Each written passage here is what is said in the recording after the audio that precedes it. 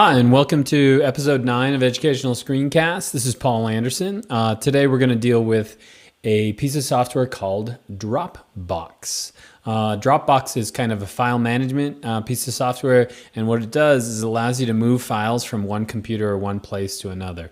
It's one of those pieces of software that I really couldn't live without, and I find myself using it more and more every day. So let me show you how to find it. To find it, you're going to go onto the website, and that's called getdropbox.com. You can download it. It's available for Windows, Mac, and Linux. It's totally free. But what does that mean? You get 2 gigabytes free. For me, that's plenty for the files that I'm moving around. If you're going to have a lot of video, or you're going to have a lot of audio, I think you can purchase something like 50 gigabytes for $10 a month, and then up to 100 gigabytes for twice that much. And so it's really kind of cool piece of software, and it's nice in that it lets us kind of get in for free. So let me show you what it looks like. It is kind of hidden. And so if you look on my desktop, it is actually hidden right up here. And so if I open my Dropbox, what it'll look like when I open it up is just another folder. And so if you open it up in Windows or if you open it up in Linux, it's going to look the exact same way. It's just a bunch of folders or a bunch of directories.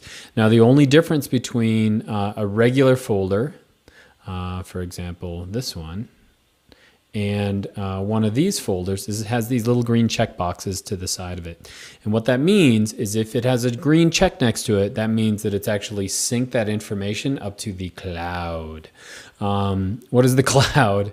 The cloud is just a bunch of servers. And so it actually, your data exists on the internet somewhere. Good thing about that is that you can get to it wherever you go.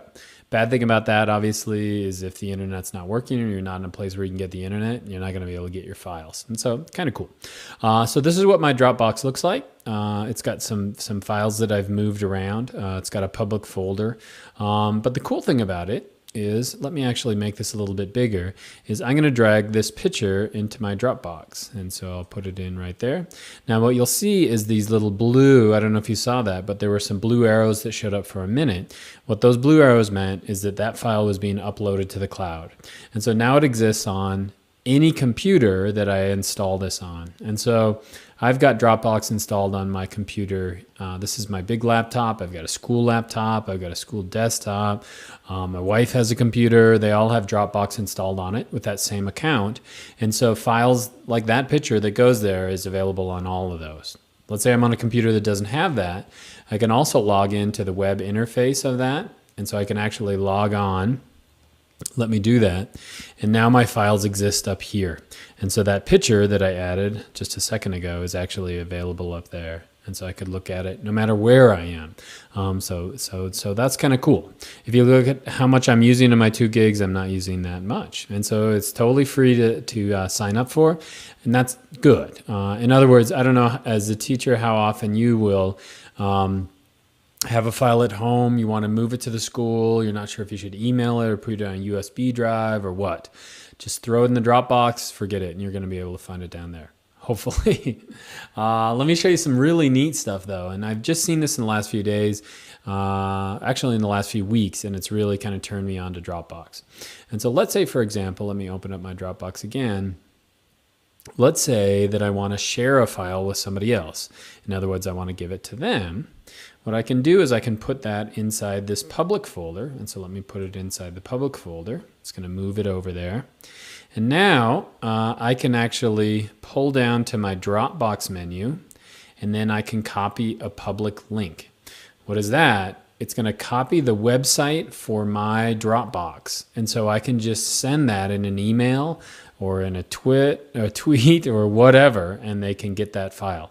Now, that's cool. I also found, you can see here, that I can actually upload videos to that, and then I can pass on that. And so depending on if they have the plugin for that video, I can actually upload a video, put it in the public, hand that off, and I'm going to use that a ton this year, and then other teachers can click on that, and then they can view the video. So that's really, I mean, that's dirt cheap as far as hosting video on the internet, and super easy. So public works that way. Again, you can just kind of pull down to the Dropbox menu, copy that link, and then send it to anybody. And there's no limit on the size. And so that's really cool. Other folder on here is this, which is the photos folder. Let's log on. You can see that there are 3 photos that actually come with Dropbox. And so let's log on to that. I'm going to log on to the web interface again. And so those photos will actually be in that photo directory as my internet comes up. There we go. And so if we click on the photos, I could click on those pictures, for example, and it shows me the images. But if I go back again, I could click on gallery view and it'll make a little photo gallery. So it's really, really quick way to do that. And so I could click on, for example, this picture, and then I could click on the next image. And so that's kind of cool. Okay, so let me close that out. And so could you upload your own photos for that? Yeah, absolutely. Let me show you how you do that. So that's a cool way to create a little photo gallery. Let's say you have some photos of your own. So here's a folder that has some photos that we've taken with our computer.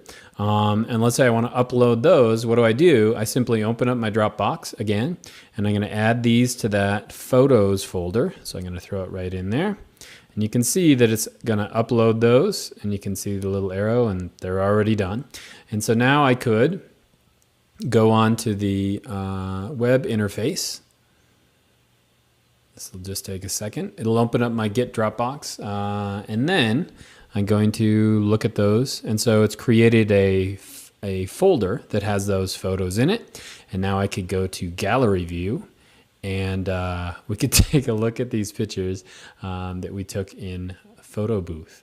And so now this is a quick way that I could save these images and share them with someone else.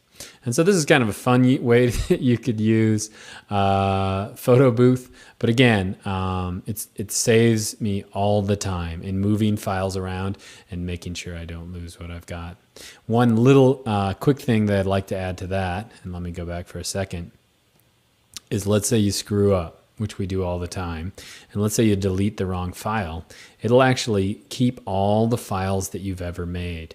And so it keeps track of those. And so let's say I deleted a picture, which I actually did, and you want to get that back, you can click on that photo again, and then we could just bring it up again. And so it can restore files that you've deleted at one point, which for me is pretty magical. So that's Dropbox, super easy to use, and hopefully it works out for you. Thanks.